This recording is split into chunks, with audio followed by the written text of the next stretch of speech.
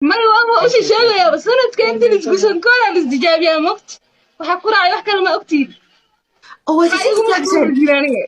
أعوذ بالله من الشيطان الرجيم سبحان الله gabadhan oo aaladda tiktok gacaanka ah waxay leedahay daawade ayada uu ag fadhiyo wiil maskiina oo dadka ilaahay u abuuray gaabnida ka mid ah isla markaana layf ay kula jiraan wiilkan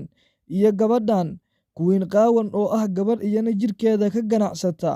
ayaa waxay leedahay gabadhan waxaan ku raacay wiilkan maad ogtihiin sanadkan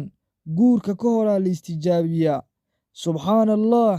ilaah wadaan kaa magan galnay wax walba oo xumaan ah oo aad naga xaaraantinimaysay sidaan uga hortagno shakhsi kasta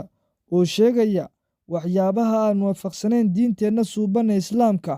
muuqaalka laag saar lana wadaag saaxiibbadaada adigoo aragtidaada inagu reebaya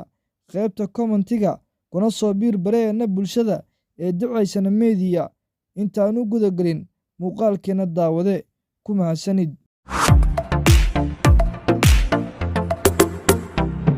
kulanti habboon saaxiibayaal meel kastoo aad dunida daafeeda ka joogtaan ku soo dhowaada janalkeenna ducaysana meediya oo aalaabaan idinkugu soo baahino warbixinada markaasi taagan islamar ahaantaanaan isleennahay bulshada waad la wadaagi karaysaan gabar lagu magacaabo hibanuura islamar ahaantaana aaladda lagu magacaabo tiktok gacaanka ah oo qaada birta nuuca loo yaqaano jiimka ama samaysa jirdhiska ayaa waxa ay haatan leedahay waxa uu xiriir inaga dhexeeyaa wiil lagu magacaabo axmed siimba wiilkaasi oo ka mid ah dadka ilaahay u abuuray gaabnida islamar ahaantaana gaaban waxaa sidoo kale ay leedahay gabadhan oo ay ku kacday waxyaabo ka fog diinteenna suuban ee islaamka iyadoo dhahaysa maxaad ka ogtihiin aniga iyo wiilkan haatan io ag fadhiya inaan istijaabinnay guurka ka hor ayaa la istijaabin karaa waa iska caadi ayay leedahay daawade xasbunallaahu wa nicmal wakiil ilaahu adigan kaa magan galnay wiilkan maskiinka ah islamar ahaantaana axmed siimba lagu magacaabo ayay gabadhan dhiiqa lugaha u gelisay islamar ahaantana